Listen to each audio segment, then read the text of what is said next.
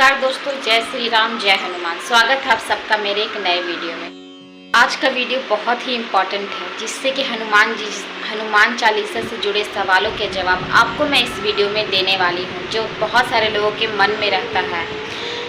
तो चलिए शुरू करते हैं आज का ये वीडियो। अगर आप हनुमान चालीसा का पाठ करते हैं और आपको उसका फल नहीं मिल रहा है तो इस वीडियो को ध्यान से देखिए और पूरा ज़रूर देखिएगा, क्योंकि इन सारे सवालों का जवाब आपको इस वीडियो में मैं देने वाली हूँ। तो चलिए वीडियो को शुरू करते हैं। जैसा कि हम सभी जानते हैं कि हनुमान जी इस दुनिया के सबसे जागृत देवता में से एक है। एक वही देवता है जो इस धरती पे साक्षात विराजमान है, जिनकी पूजा करके हर लोग हर दिन जो है अपनी मनोकामना पूरी करते हैं और उनकी मनोकामना उनकी पूजा से ही पूरी हो जाती है, मात्र एक प्रार्थना से ही पूरी हो जाती है।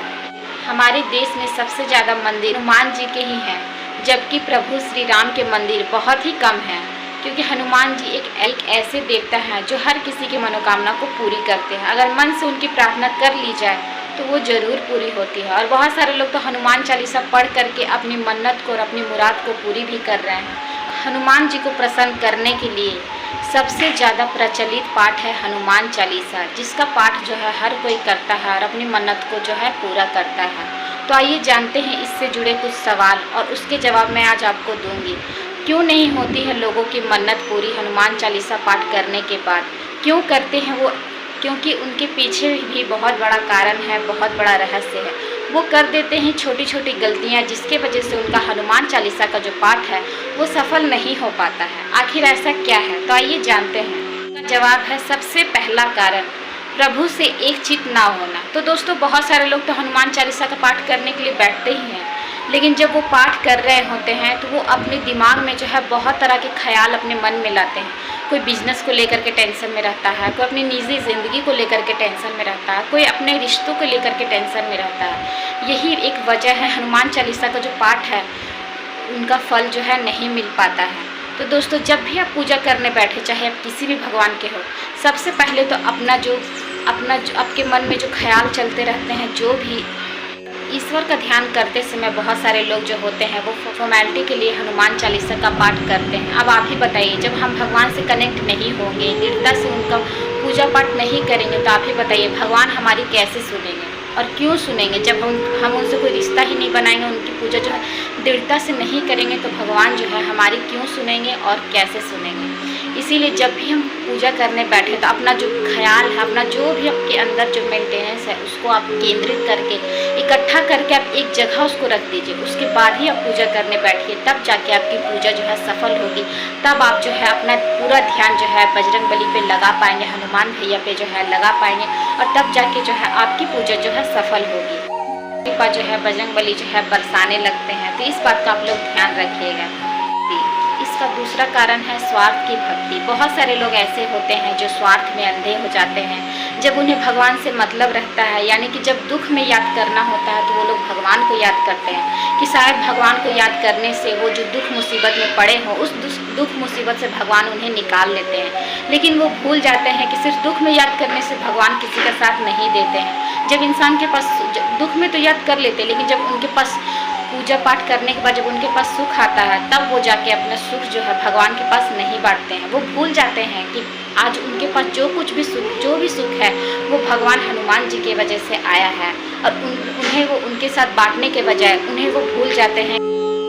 और जो भी भक्त दुख के समय तो प्रभु को याद करते ही हैं, लेकिन जो सुख के समय भी याद कर लेते हैं प्रभु को, यानी कि बजरंगबली को, तो बजरंगबली की कृपा उनके साथ सदैव बनी रहती है और वो उन्हें हर मुसीबत से ऐसे ही निकालते रहते हैं। लेकिन बहुत सारे लोग क्या करते हैं कि दुख और तकलीफ के समय ही बजरंगबली को याद करते हैं, जिसको लेकर के बजरंगबली उनकी हर मनोकामना को पूरी भी करते हैं। लेकिन उनके पास सुख के कुछ क्षण आते हैं तो वो उन्हें भूल जाते हैं, इग्नोर भी कर देते हैं। तो ऐसा बिल्कुल भी नहीं करना है। अगर आपके पास सुख आ जाए, उसके बाद भी आपको प्रभु का नाम लेते रहना है, प्रभु का नाम जपते रहना है, तभी जाके प्रभु जो है आपको हर मुश्किल से, हर मुसीबत से ऐसे ही बचाते रहेंगे। इसीलिए कहते हैं दुख के समय तो हर कोई प्रभु को याद करता है, लेकिन जो सुख के समय प्रभु के निकट रहता है, उस पर प्रभु अपनी कृपा सदैव बरसाते रहते हैं।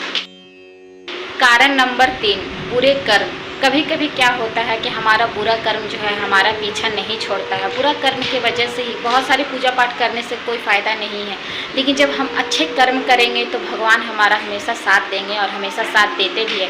इसीलिए इंसान के कर्म के अनुसार ही फल मिलता है। इसीलिए हमें कभी भी बुरा कर्म नहीं करना चाहिए, अच्छा कर्म ही करना चाहिए, तभी जाके प्रभु की कृपा जो है हम पे बरसती है। इसीलिए कभी भी इंसान को जो है गलत चीज़ नहीं करना चाहिए, गलत संगत में नहीं रहना चाहिए, किसी की बुराई वगैरह नहीं करना चाहिए। हमेशा अच्छे बन के रहे, अच्छे कर्म करते रहे, तभी प्रभु जो है हमारा साथ जो है कभी नहीं छोड़ते हैं, हमारे साथ वो जीवन भर देते हैं जब हम अच्छे कर्म करते हैं। तो इस बात का ख्याल भी आप लोग ज़रूर रखिएगा, क्योंकि ऐसा कहा गया है।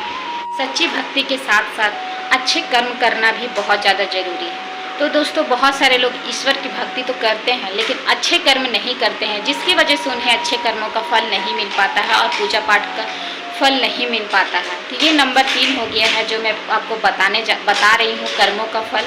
कर्मों का फल हर इंसान को इसी जन्म में भोगना पड़ता है, चाहे वो अच्छे हो या बुरे हो। अच्छा करने से इंसान भगवान हमें अच्छा फल देते हैं। तो आप ही सोचिए, एक तरफ आप मंदिर में बैठ के पूजा पाठ कर रहे हो और दूसरी तरफ आपके मन में बहुत सारा पाप छुपा हुआ हो और दूसरों की आप बुराई कर रहे हो, किसी को जान से मारने की धमकी दे रहे हो, औरतों पे बुरी नज़र रख रहे हो, ऐसे कुछ ही किसी का आप ज़मीन हड़प रहे हो। नंबर 4 यही है कि संकल्प का टूट जाना। बहुत सारे लोग जो है संकल्प तो ले लेते हैं कि हाँ मैं संकल्प ले रहा हूँ हनुमान चालीसा का, लेकिन उनका संकल्प जो है किसी कारण टूट जाते हैं। तो मैं आपको बता दूँ तो क्यों टूट जाते हैं। जैसे संकल्प कोई ले लेता है तो बहुत सारे लोगों को आलस आता है, बहुत कोई लोग जो है हड़बड़ में संकल्प का हनुमान चालीसा का पाठ पढ़ लेते हैं, जिसकी वजह से उनका संकल्प जो है टूट जाता है। बहुत सारे लोगों को आलस भी आता है, बहुत सारे लोगों को नींद भी आता है, जिसकी वजह से उनका संकल्प जो है टूट जाता है। इसकी वजह से जो है उन्हें उनके पूजा का फल जो है नहीं मिल पाता है। तो दोस्तों, आई होप आज का ये वीडियो आप लोगों को पसंद आया हो। पसंद आया तो चैनल को लाइक, शेयर एंड सब्सक्राइब जरूर कर लीजिए।